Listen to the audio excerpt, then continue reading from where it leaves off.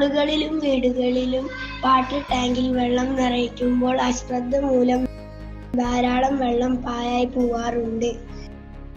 ഈ പ്രശ്നത്തിന് പരിഹാരമായാണ് ഞാൻ വാട്ടർ അലാം സിസ്റ്റം നിർമ്മിച്ചിരിക്കുന്നത്. ഈ വാട്ടർ അലാം സിസ്റ്റത്തിന്റെ ഒരു ഡെമോ ആണ് ഞാൻ കാണിക്കാൻ പോകുന്നത്. ഇവിടെ ടാങ്കിൽ നിന്ന് കവിഞ്ഞൊഴുകുന്ന വെള്ളം ഈ വാട്ടർ അലാം സിസ്റ്റത്തിന്റെ ടോപ്പിൽ വന്ന് വീഴണം.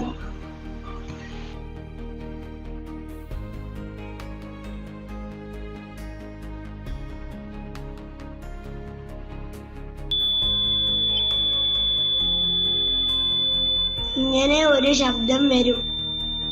ഇങ്ങനെയാണ് വാട്ടർ അലാം സിസ്റ്റം പ്രവർത്തിക്കുന്നത്.